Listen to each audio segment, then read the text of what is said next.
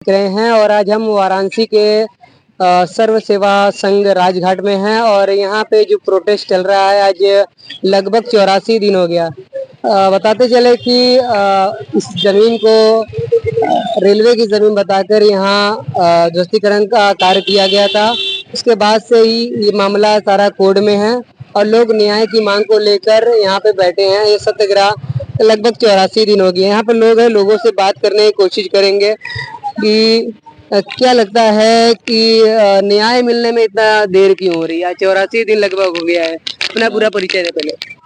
मैं सुन और मैं जब सुना कि सर्व सेवा संघ की बिल्डिंगों को गिरा दिया गया है तो मैं आया कि इसे मतलब जो यहाँ पर हुआ है ये गलत हुआ है, ये नहीं होना चाहिए था। तो उसी के लिए हम लोग प्रोटेस्ट कर रहे हैं। आज 44वां दिन है और भी साथी लोग हमारे हैं।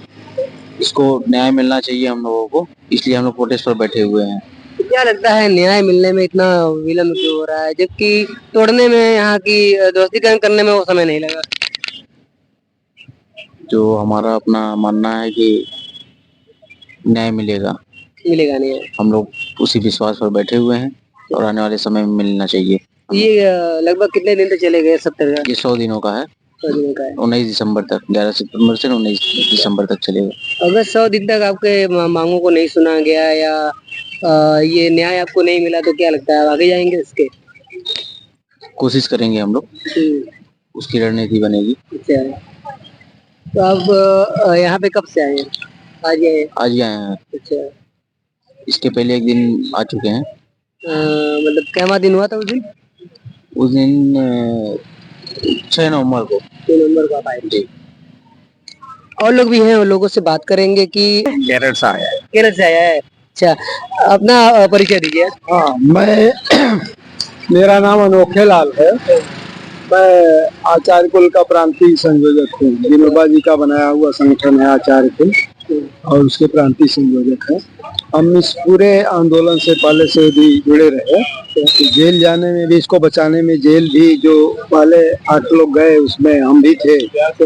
और ये तो सरकार का मामला है, सरकार जानबूझ करके ऐसा कर रही है, क्योंकि इस मामले में तो 4 बार राज्यसभा में इसको पेश करने की कोशिश की गई, लेकिन वो स्वीकृति नहीं देते हैं सुनवाई के लिए। एक बार स्वीकृति भी दे दिए तो फिर बहस नहीं कराए, चर्चा नहीं कराए। तो इनकी मानसिकता पूरी तरह से वही है कि हम जैसे गांधी को खत्म कर दिए वैसे उनके विचारों को खत्म कर देंगे। ये लेकिन ये उनके कहने से या चाहने से खत्म होने वाला नहीं है, क्योंकि ये विचार भारत ही नहीं पूरी दुनिया में फैल चुका है और वो उसका बीज मरने वाला नहीं। क्या लगता है न्याय जो मिलना चाहिए वो काफी देर हो रही है? देर तो हो रही है, तो अब इनकी जो जैसी इच्छा है उसके अनुसार ये न्यायालय पर दबाव बना रहे हैं। चाहे वो सुप्रीम कोर्ट हो, चाहे हाई कोर्ट हो, चाहे लोअर कोर्ट हो, हर जगह इनका दबाव है। इसीलिए 4-4, 5-5 बार वो न्यायाधीश बदले गए। सुप्रीम कोर्ट का आदेश आया था कि जो भी ध्वस्तीकरण हुए हैं उन लोगों को 25-25 लाख का मुआवजा देना चाहिए। तो क्या लगता है आप लोगों को किस तरह की मांगे हैं? ये तो अब सरकार की मंशा है, जैसा जी करे, इसके बारे में हम क्या कर सकते। और लोगों से बात कर लेते हैं। अपना परिचय दीजिए। जोखन सिंह चंदौली से आए हैं। हाँ, और हम लोग देखिए बहुत अत्याचार किया है इन्होंने गांधी प्रतिष्ठान को ध्वस्त करके।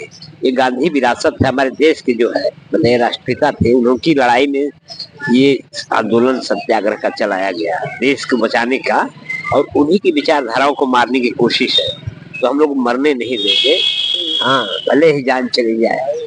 क्या लगता है कि आज ये 84 दिन हो गया है? तो क्या लगता है न्याय मिलने में इतना देर क्यों हो रही है? नहीं होता है देर। देखिए जब आदमी जो सत्ता है वो भूख में मरती है ना, कुचलने की कोशिश करती है, तो ये संघर्ष लंबा भी चल सकता है, इसमें कोई बड़ी बात नहीं। लेकिन हम लोगों में पूरा उत्साह है, हाँ, और निश्चित है कि जीतेंगे।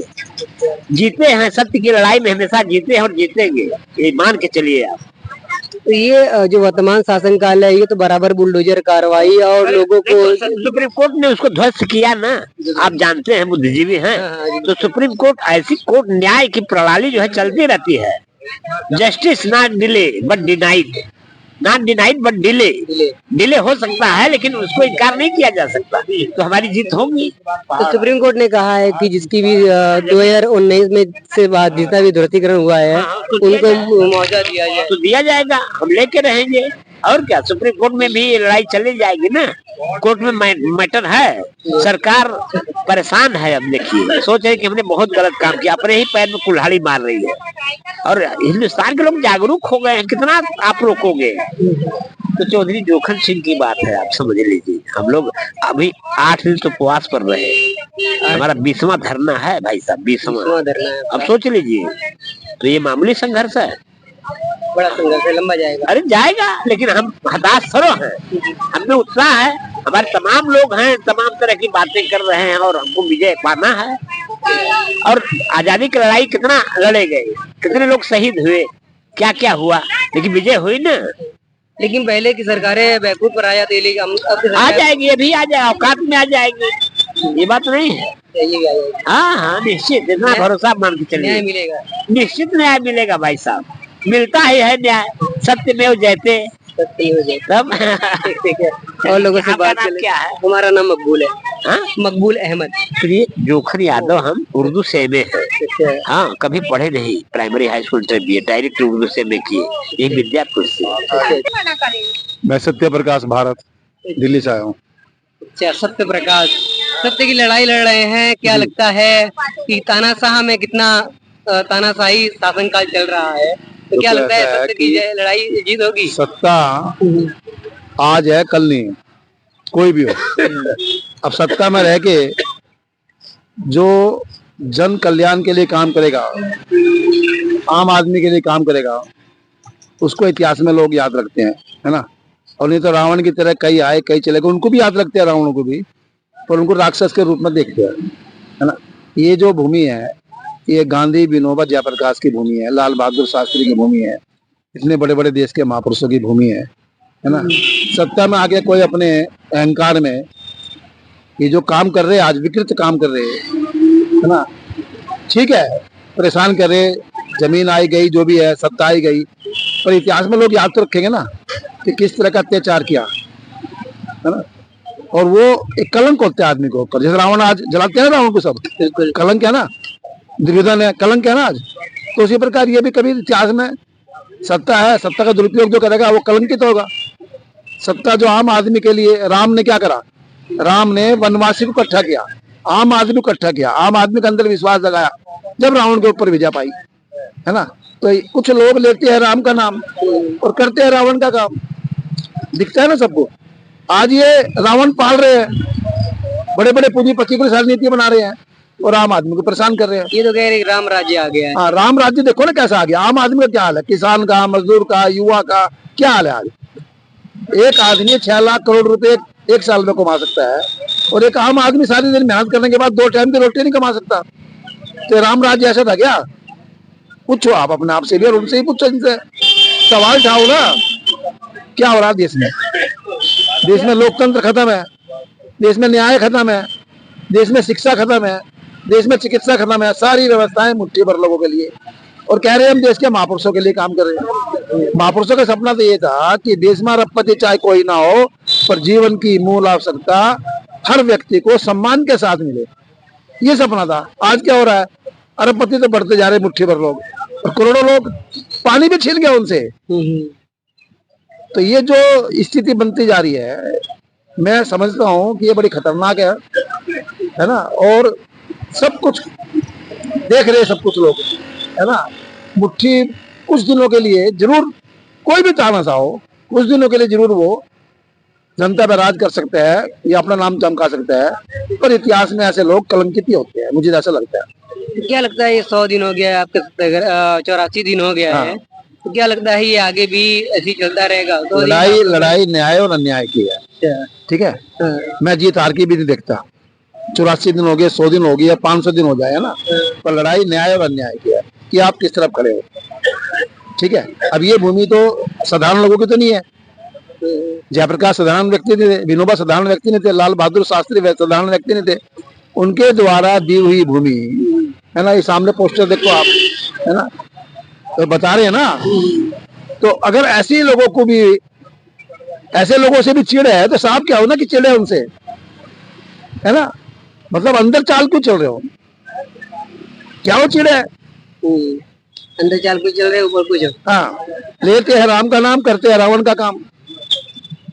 ठीक है, कुछ दिन कर लोगे, इतिहास में भी बहुत लोगों ने किया, पर इतिहास में गिनती हर एक की होती है किसने क्या किया। तो क्या लगता है यहाँ प्रशासन के लोग आते हैं कि नहीं आते हैं? एकदम यहाँ डीएम और तमाम जो आला अधिकारी हैं यहाँ प्रशासन के जो भी प्रशासन में है ना, वो आज गुलामी की तरह काम कर रहा है, उसके हाथ में कुछ रहा नहीं। सच्चाई तो है, चाहे वो न्यायाधीश हो, चाहे वो IAS हो, चाहे IPS हो, उसके हाथ में कुछ रहा नहीं है। अब एक बताओ, देश में लोकतंत्र कहते हैं ना, लोकतंत्र है, मैं कई बार पूछता हूँ कि लोगों का प्रतिनिधि है पार्टी का प्रतिनिधि है, पहले तो यही फैसला करो, है ना। पार्टी का प्रतिनिधि है, पार्टी प्रतिनिधि चुनती है, हम तो सिर्फ वोट देते हैं ना। फिर जो जीतता है वो पार्टी के लिए काम करेगा, लोगों के लिए काम करेगा, लोगों के लिए काम करेगा। लोगों के लिए काम करेगा। अरे पार्टी ने खड़ा किया प्रतिनिधि, तो जीतने के बाद लोगों के लिए काम करेगा, पार्टी के लिए करेगा। ये अंधे को भी दिखता है, फिर भी लोग वोट दे रहे हैं। तो नकली लोकतंत्र, नकली न्यायतंत्र, नकली शिक्षा तंत्र, नकली अर्थतंत्र जो खड़ा किया जा रहा है, इसमें पूरी दुनिया इस विनाश के रास्ते पे जा रही है ना। आज की सत्ता भी दुर्भाग्य से उसमें लिप्त है ना। भगवान सद्बुद्धि दे, भगवान इनको जो कहते हैं उसको जीने की क्षमता दे, यही भगवान से प्रार्थना है। इसीलिए हम यहाँ सत्ता के रहे बैठे। बहुत अच्छा लगा बात कर। बताइए, लगभग आज 84 दिन हो गया है, क्या लगता है कि VIP मूवमेंट पे आप लोगों को परेशान किया जाता है?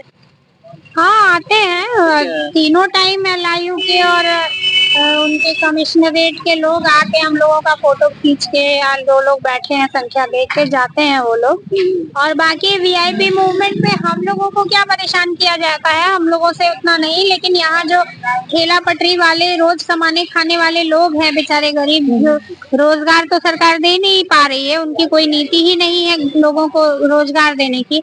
ऐसे में जो लोग रोड पे बेचारे कमाते हैं अपने से, वो मेहनत करते हैं, जिसको खुद प्रधानमंत्री भी कहते हैं कि पकौड़ा तलिए, उन्हीं पकौड़ा तलने वालों को मार के भगाया जाता है VIP मूवमेंट के नाम पे। और ये बनारस का तो रोज का हो गया है। लंका पे आप जाके देखिए, पता नहीं कितने दिनों से उन बेचारों को उजाड़ दिया गया है। जो हॉस्पिटल में आए हुए मरीजों को खाना सस्ते में खिलाते थे, उन सारे लोगों को उजाड़ दिया गया। यहाँ पे भी धमकी दी जाती है। जैसे अब यहाँ नमो घाट हो गया है, तो ये भी VIP जगह हो गई है जहाँ से लोग आ रहे हैं, जा रहे हैं। काफी बार गिरफ्तारी हुई है आप लोगों की, और काफी बार गाड़ी आती है आप लोग भर के लेके चली जाती है। तो इस बार ये आपको 84 दिन को जो चल रहा है सत्याग्रह, इसमें प्रशासन क्या रवैया है?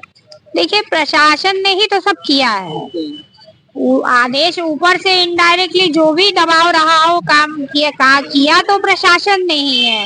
और बिना किसी न्यायिक प्रक्रिया का पालन किए, बिना किसी आदेश के प्रॉपर तरीके से कोई प्रक्रिया चलाए, उन्होंने जबरदस्ती, जिसको कहते हैं ना, एकदम सामंती तरीके से, गुंडागर्दी की तरह से और गैर कानूनी तरीके से काम किया है। तो उनको भी अच्छी तरह मालूम है। और बाकी हम लोग अहिंसक तरीके से, शांतिपूर्ण तरीके से अपनी बात कर रहे हैं और कोर्ट में भी बैठे हैं। ये तो सत्याग्रह व्यक्तिगत सत्याग्रह है, जिसमें हम उनको, उनके सद्बुद्धि आए और उनके अंदर थोड़ा नैतिक बल आए कि वो अपनी गलती माने और अपनी गलती का सुधार करें। इस प्रार्थना के लिए हम लोग बैठे हैं। हम सुबह शाम सर्वधर्म प्रार्थना कर रहे हैं। हम चिंतित इसलिए भी हैं कि देश भर में जिस तरह से, और खासकर उत्तर प्रदेश में और बनारस में जिस तरह दो कम्युनिटीज के बीच में झगड़ा फैलाया जा रहा है, बहाने ढूंढ के, इतिहास के गड़े मुर्दे उखाड़ के जिस तरह से लोगों को आपस में लड़ाना और भड़काने की कोशिश हो रही है, हिंसा फैलाने की कोशिश हो रही है, हम उसके भी खिलाफ हैं। इसीलिए हम यहाँ रोज सुबह शाम सर्वधर्म प्रार्थना करते हैं कि आपस में लोगों का भाईचारा, प्रेम बना रहे, बनारस की साझी संस्कृति बनी रहे। हम उसके लिए भी बैठे हैं। अभी आप वर्तमान में कहाँ रहती हैं? क्योंकि आप तो यहीं पे रहती थी। हाँ, मैं पैदा हुई तब से, मेरी उम्र अभी 52 साल हो गई, 53वां चल रहा है। मैं पूरा जिंदगी यहीं रही। मेरे पिताजी रहे 20-25 साल। 16 साल की उम्र में वो घर छोड़कर भूदान आंदोलन में धीरेन्द्र मजूमदार और विनोबा जी के आह्वान पे चले गए थे। मेरे दादाजी भी उनके साथ चले गए थे उसके बाद, जो स्वतंत्रता सेनानी थे। तो मेरी तो 3 पीढ़ियां इसी में यही गई है। हम लोगों ने कोई अपनी संपत्ति, अपना घर, अपना चीज सोचा ही नहीं, समाज के लिए ही जिंदगी जी है। मैं अब किराए पे रहती हूँ। बनारस में ही रह रही हूँ, किराए पे रह रही हूँ। कोशिश में है कि कुछ अपना कुछ बना सके, लेकिन इतना आसान तो है नहीं। हम लोग कोई नौकरी पेशा लोग नहीं है, हम एक सोशल एक्टिविस्ट हैं, सोशल वर्कर हैं, तो हमारी कोई ऐसी आमदनी थोड़ी होती है कि हम रातों रात यहाँ 50 लाख का फ्लैट खरीद लेंगे। तो मुश्किल है बहुत। क्या लगता है वर्तमान मेरा ही नहीं, सारे लोगों का यही हाल है, जो लोग रहते थे सबको दिक्कत है। क्या लगता है वर्तमान में सदन सत्र शुरू हो रहा है, क्या यहाँ के जो मुद्दे हैं, सत्याग्रह है, सदन में इसको लेकर किस तरह जी बिल्कुल, संसद में उठना चाहिए ये मुद्दा। और जिस तरह शीतकालीन सत्र का 1 हफ्ता से ज्यादा बीत चुका है और गतिरोध बना हुआ है, क्योंकि विपक्ष जिन मुद्दों पे सवाल करता है या जिसपे वो चर्चा चाहता है, सरकार पीछे भागती है। हर बार यही होता है कि सदन में चर्चा से ही भाग रहे हैं लोग, और बिना विपक्ष के ही पिछली बार भी आपने देखा 140 सांसदों को बाहर करके सारे बिल पास कर लिए। तो अभी भी वही कोशिश होती है, इनको कोई कुछ भी कानून बनाने से कोई रोक थोड़ी पाता है। विपक्ष को कैसे परेशान करके उसको विपक्ष को गायब ही कर दें, तो ये तो हमला लोकतंत्र पे है ना। जब विपक्ष के बिना लोकतंत्र तो नहीं होगा। और वो भी चुने हुए लोग हैं जो वहाँ बैठे हैं, जिनको ये मजाक बनाते हैं अभी जो सरकार में है, या जो जिस तरह से भूमिका स्पीकर्स की है कि वो हर बात में माइक बंद कर देते हैं, आवाज गुम कर देते हैं, जिस तरह से कार्यवाही से निकाल देते हैं उनकी बातों को, उनके सवालों को। आप भाई पूरी दुनिया में डंका पिट रहा है, कह रहे थे ना, डंका तो इस बात का पिट रहा है कि आपके ऊपर केस हो गया है कि आपने बहुत बड़ा भ्रष्टाचार किया है, और आप उस पे चर्चा हो रही है। तो भाई क्या रिश्ता है, अडानी जी पे चर्चा करने से क्यों भागते हैं? मणिपुर पे इतनी 1.5 साल से हिंसा चल रही है, उसके ऊपर मांग कर रहे हैं लोग, महंगाई पे मांग रहे हैं, बेरोजगारी पे अगर चर्चा मांग रहे हैं, इसमें क्या गलत है? और क्या करने के लिए वहाँ भजन गाने के लिए गए हैं लोग? चर्चा ही के लिए गए ना, जनता के मुद्दों को उठाने के लिए गए हैं। और उस पे अगर विपक्ष कहता है कि आइए और सवाल जवाब करिए, हमारी सुनिए, अपनी सुनाइए, आप क्यों चुप कराते हैं? गलत ही हो रहा है सब। ठीक है, बहुत अच्छा लगा बात करके। किस तरह से देखते हैं कि इसको लेकर अभी एक हैं तो सेफ हैं, बयान जारी हुआ था, और अडानी और मोदी जी का राहुल गांधी ने फोटो के साथ ये विरोध किया था कि अगर से अडानी के साथ मोदी जी है तो सेफ है। तो क्या लगता है आपको? वो लोग तो सेफ को सेफ करने में लगे हैं ना। जिस तरह से सुप्रीम कोर्ट का ये आदेश आया है कि नहीं, वो ये जो नारा है ना, ये सही नहीं है। ये नारा है सेफ है तो सेफ है, सेफ है, सेफ है। हाँ सेफ है, मतलब जो कोषागार होता है उसको सेफ भी कहा जाता है। सेफ है तो सेफ है, हाँ सेफ है तो सेफ है। नहीं, सेफ है तो सेफ है, सेफ ये दखल करके बैठे हुए हैं, तो इसलिए इनको लगता है कि जब तक खजाना हमारे हाथ में है तब तक हमको क्या कोई बिगाड़ सकता है।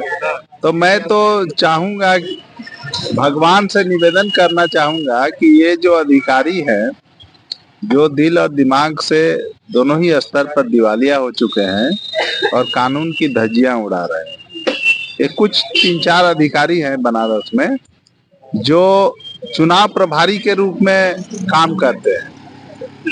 ये प्रधानमंत्री नरेंद्र मोदी जी के चुनाव प्रभारी हैं, अधिकारी नहीं है, कमिश्नर नहीं है, डीएम नहीं है, एसडीएम नहीं है, ये चुनाव प्रभारी है। अलग अलग स्तर पर, कोई कमिश्नरी स्तर का है, कोई जिला स्तर का है।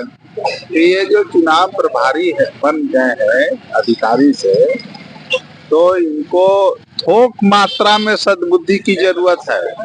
ये खुदरा सद्बुद्धि से इनका काम नहीं चलेगा।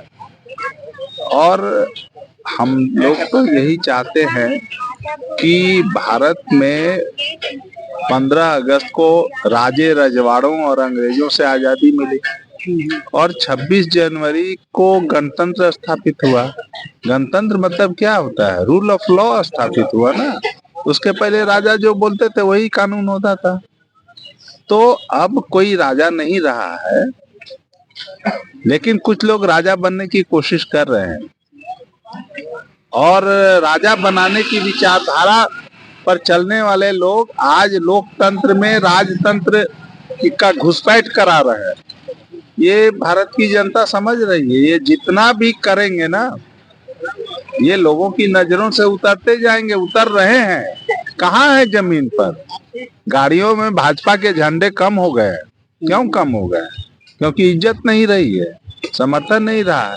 तो समर्थन इज्जत तो काम से रहेगा ना, काम करेंगे तो, जनता की सेवा करेंगे तो इज्जत भी बनेगी, लोग समर्थन भी करेंगे। तो क्या लगता है कि जिस तरह सुप्रीम कोर्ट के ने आदेश दिया था कि जो लोग भी कभी ध्रुवीकरण 2019 से बाद में हुआ है तो सभी को मुआवजा देना चाहिए, तो क्या लगता है आपकी लड़ाई मुआवजे को लेकर है कि जमीन को लेकर? नहीं नहीं, मुआवजा तो इस प्रसंग में कहीं इसकी बात उठी ही नहीं है। ये जो खरीदी हुई जमीन है ना, तो खरीदी हुई जमीन को आप किसी काम, अच्छे काम के लिए लेना चाहेंगे तो हमसे बात करेंगे ना, हमसे बात करेंगे ना। बात किए बिना आप कहेंगे कि जिन्होंने खरीदी थी, हमने तो नहीं खरीदी थी ना 60 साल 70 साल पहले।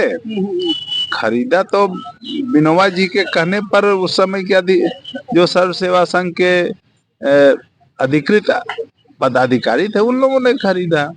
तो इसका मतलब है कि विनोबा भावे ने इसमें फर्जीवाड़ा किया। लाल बहादुर शास्त्री जी यहाँ पर आए थे तो इसका मतलब उन्होंने फर्जीवाड़ा किया। तो ये सब फर्जीवाड़ा ये लोग जो कह रहे हैं, यहाँ के जो टूटपुंजिये पदाधिकारी हैं जिन्होंने ऐसा लिख के दिया है और कह भी रहे हैं, फैसला भी दिया है, तो इनको शर्म आनी चाहिए ना। इनको तो चुल्लू भर पानी भी देने से इन पर राहत होगी ना। तो ये जो कर रहे हैं इनको पता नहीं है कि ये इसका नतीजा क्या होगा। ये सोचते हैं कि दुनिया में बहुत से लोग इसी तरह से अपना दबदबा, ये किम जोंग के प्रतिनिधि बन के यहाँ पर राज कर रहे हैं। सोचते हैं कि इनका कोई हिसाब किताब नहीं होगा, लेकिन भारत जो है विविधताओं का देश है, लोकतंत्र है। यहाँ पर यहाँ हिसाब किताब हो जाएगा। जो कुकर में लोग कर रहे हैं ना, इनका कयामत तक तो कुकर पीछा करेंगे। ये सोचते हैं कि हम ऐसो आराम से रहेंगे, सब परिवार विदेश भाग जाएंगे, कुछ भी करेंगे। शायद योजनाएं कई स्तर की इन लोगों ने बना के रखी होगी। वो तो कह रहे कि झोला उठाएंगे और चल देंगे। हाँ, चल देंगे, कहीं भी चल देंगे। लेकिन जाने वाले तो चले जाते हैं, लेकिन कुकर्म उसका पीछा करते हैं। सुकर्म उसके साथ रहता है और कुकर्म उसका पीछा करेंगे। तो पीछा करेंगे तब समझेंगे कि हमने क्या किया है जिंदगी में। क्या लगता है कि 184 दिन आज हो गया है और 100 दिन का आप लोगों ने वो रखा है कि 100 दिन तक 19 दिसंबर तक हम ये सत्याग्रह चलता रहेगा। क्या इसके आगे बढ़ेगा? क्योंकि जब मामला कोर्ट में चला जाता है तो फिर तारीखों पर ही मामला सब सेट होता है, तो एक मुकदमा चलता है तो वो लंबा चलता है। नहीं, एक तो कानूनी पक्ष है और एक जो इन्होंने हमारे पुरखों के ऊपर जो कीचड़ उछाले हैं, गालियां दी है, उसका हिसाब तो कोर्ट में नहीं होगा ना। उसका हिसाब तो लोगों के बीच में होगा कि क्या 48 लाख एकड़ जमीन मांग कर गरीबों के बीच में बांटने वाला विनोबा भावे 12.89 एकड़ जमीन के लिए फर्जीवाड़ा किए हैं। ये कौन जवाब देगा? इसका जवाब तो या तो नरेंद्र मोदी और उनके गुर्गे देंगे जो यहाँ बैठे हुए हैं, या फिर जनता देगी। तो हम जनता के बीच में जा रहे हैं। ये सत्याग्रह इनके लिए नहीं है। अरे ये तो असत्य के चबूतरे पर बैठे हुए लोग हैं। हाँ, अगर जनता सत्य के साथ हो जाएगी तो इनके ऊपर भी असर होगा। सदन सत्र में ये बातें पहुंची कि नहीं? क्योंकि सदन सत्र शुरू हुआ है और कई विपक्षी दल यहाँ पे आते हैं, मिलते हैं। अरे भाई, आप ये समझिए ना कि ये राजे रजवाड़ों वाली पार्टी है, उनका समर्थन करने वाले। इनको न लोकतंत्र चाहिए न संसद चाहिए, तो संसद ये चलने नहीं देंगे। आजकल हैकिंग का सिस्टम चल रहा है ना। आज संसद को इन्होंने हैक कर लिया है, हैक करने की कोशिश कर रहे हैं। ईवीएम हैक हो जाता है, संसद हैक हो जाता है, कानून को तो यहीं पर हैक कर लिया। इसी परिसर में इसने कानून को हैक कर लिया। तो जब हैकिंग का सिस्टम है, सारे हैकर्स जामताड़ा के गांव से आके दिल्ली के गद्दी पर बैठ गए हैं, तो क्या नतीजा, क्या उम्मीद आप करते हैं? उम्मीद एक ही है, जनता ही उम्मीद है, और जनता सच्चाई जानती है। ये आज मस्जिद निकाल रहे हैं, मंदिर और मूर्तियां निकाल रहे हैं, इनकी बातों पर कोई विश्वास कर रहा है क्या?